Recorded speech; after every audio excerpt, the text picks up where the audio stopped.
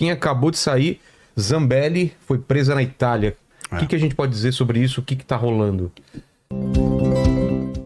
Qual é o desenrolar disso também, né? Não, eu acho que a grande questão é se ela vai ser ou não extraditada, né? Se ela não for extraditada, bom... Como que é o acordo entre Brasil e Itália?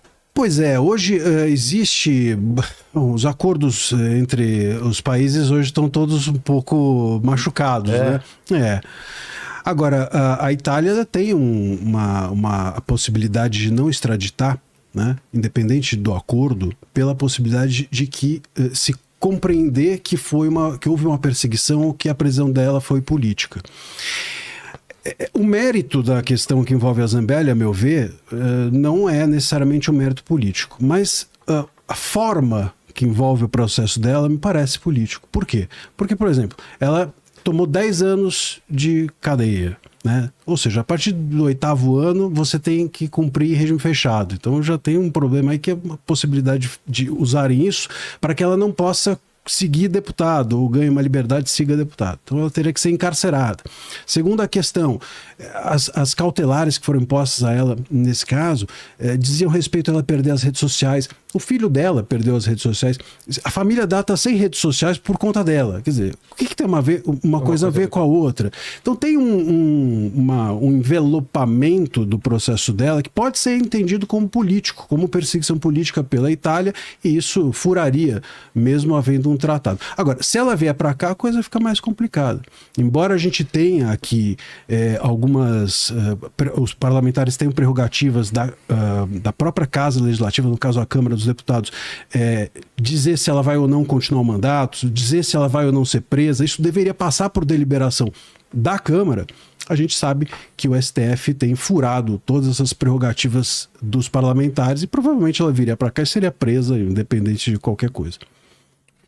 Vilela, vou começar pelo final da ponderação dele. Eu acho que, primeiro, em relação ao mandato, a Zambelli tem uma peculiaridade. Por mais que a gente viva uma polarização e por mais que a Câmara, de fato, pelo 53, precise autorizar a prisão nesse momento, eu acho que até a ala mais alinhada com ela ideologicamente não tem muita disposição de defendê-la, por tudo que ela fez antes da eleição, por todo esse contexto, então Bolsonaro, não sei... Na entrevista aqui, disse que ele perdeu a eleição por causa dela.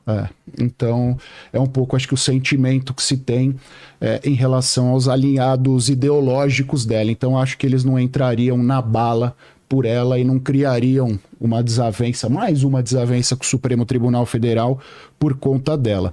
No que diz respeito à extradição, existe um acordo Brasil-Itália, mas o processo de extradição, por mais que ele esteja previsto em tratados, na Constituição italiana, na Constituição brasileira, ele é sobretudo um processo político.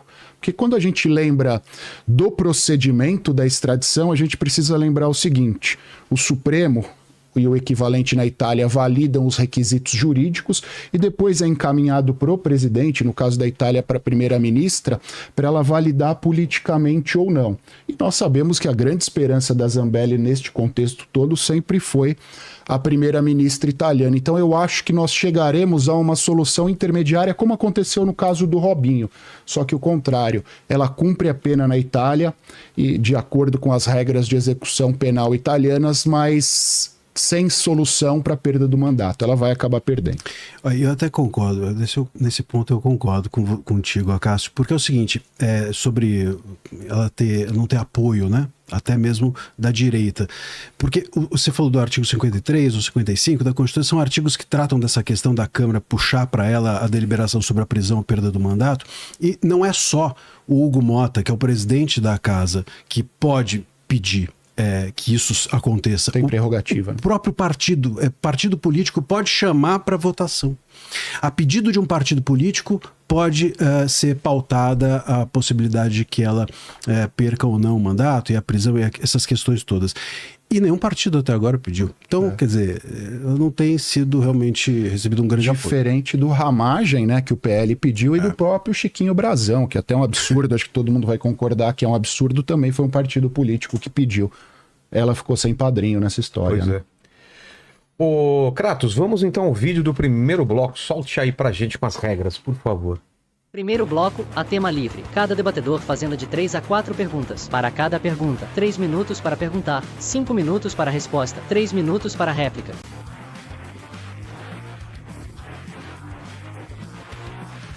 Estamos de volta, então. Eu vou pedir para o André fazer a primeira pergunta, então, para o Cássio. 3 minutos para a pergunta, 5 minutos para a resposta, 3 minutos para a réplica. Bom, eu acho que a primeira questão, acho que a questão que, enfim, nos traz aqui é a diferença de nós temos a respeito do Bolsonaro, a respeito do bolsonarismo, Eduardo Bolsonaro, mesmo o Jair, enfim, um processo do golpe, como os demais processos que envolvem. A minha visão é de que há uma politização, que o judiciário, sobretudo o STF, ele parte do político e envelopa com o jurídico, né? O jurídico é um instrumento. Eu imagino que você veja o contrário, ou veja uma forma diversa. Então, a minha primeira questão é essa. O que há de jurídico, que você enxerga de jurídico nesse processo do golpe? André, vamos lá. Começando pelo começo, como diria o poeta. Eu acho que a gente tem que, quando fala do inquérito, do processo do golpe, a gente tem que segmentar sobre os diversos atores envolvidos. É muito difícil a gente falar sobre A, B ou C de forma genérica. E eu acho que a principal estrela dessa ação penal toda é o ex-presidente Jair Bolsonaro. Acho importante até para a nossa audiência que a gente fale especificamente sobre ele. E em relação a ele, a gente tem que olhar alguns aspectos. Primeiro, quando a gente pensa em crime, quando a gente pensa em ação penal, quando a gente pensa sobre todas as teorias que pautam o nosso direito penal, existe a autoria intelectual. Não necessariamente ele foi lá e colocou a mão na cena do crime, ele não agiu de forma material, mas ele tem a capacidade, ele tem relevância, ele tem eventual ascendência intelectual sobre os demais que fazem com que eles sigam as suas determinações ou até sigam os seus exemplos. E no Brasil essa não é uma novidade, a própria Ação Penal 470, o Mensalão usou essa teoria, que é a teoria do domínio dos fatos, também vinculada a essa autoria intelectual. Então, acho que a partir disso, a gente consegue, a partir de twitters, reuniões, postagens, uma série de coisas e até eventuais confissões ao longo desta semana, vinculá-lo a essa situação. Em segundo lugar, são 5 crimes imputados a ele. Os 2 crimes previstos no Código Penal, ali no finalzinho do Código Penal, que tratam do atentado ao Estado Democrático de Direito, 359L, 359M, que é o golpe de Estado e o atentado às instituições. Também há em relação a ele associação criminosa armada, dano qualificado e aquele crime contra os bens tombados. Em relação a ele, são 5 crimes imputados e eu confesso a você, aqui eu faço uma confissão que eu nem sei se eu deveria. Os 3 últimos eu acho muito difícil vinculá-lo, associação criminosa armada, dano qualificado e o crime contra os bens tombados, que são aquelas condutas vinculadas efetivamente ao 8 de janeiro. E por que eu tiro o Bolsonaro disso? Porque se ele é autor intelectual, ele não estava lá, isso é óbvio, durante o 8 de janeiro, então ele não pode ser responsabilizado em relação a isso. Mas, porém, em relação às 2 condutas anteriores, eu acho que há essa possibilidade de responsabilização. E aí, por mais que existam várias críticas à atuação do Supremo Tribunal Federal, e nesse ponto também acho que em algum momento nós teremos uma convergência, especificamente ao ex-presidente, há um inquérito conduzido pela Polícia Federal de quase 1000 páginas. Há uma robustez probatória latente. E pode ser que uma prova seja refutada, que 2, 3, mas quando você olha para o inquérito de 1000 páginas, ele tem volume suficiente, ele tem robustez suficiente para que o Ministério Público e posteriormente a primeira turma do Supremo Tribunal Federal olhem para aquilo e digam: há, muito provavelmente, o cometimento de um crime. Então, respondendo a sua pergunta, olhando especificamente para este inquérito, eu acho que a gente tem elementos em relação a ele. Em relação aos outros, eu acho que o que vai acontecer, o que acontece nessas grandes ações penais. Teremos alguns condenados, outros absolvidos, a figura do delator aí tem sido posta à prova, e é importante a gente frisar, no Brasil é nova essa legislação relacionada à delação premiada, tem 10 anos, um pouco mais de 10 anos, e para que ela ganhe musculatura, para que ela ganhe aceitação nos tribunais é pouco tempo. A gente teve a Lava Jato que explorou isso a fundo, e agora esse inquérito.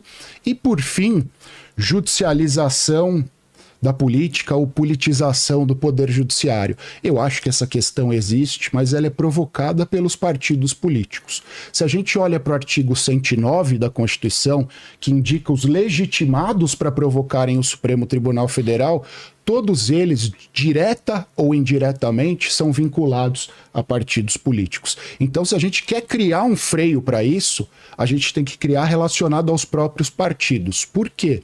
E aí, deixando de lado até essa discussão do Bolsonaro. Se a gente olha para as ADINs, ação diretas de inconstitucionalidade que tramitam no Supremo, mais de 90% delas foram propostas por partidos políticos. Então eu acho que é uma questão muito além da atuação do Supremo.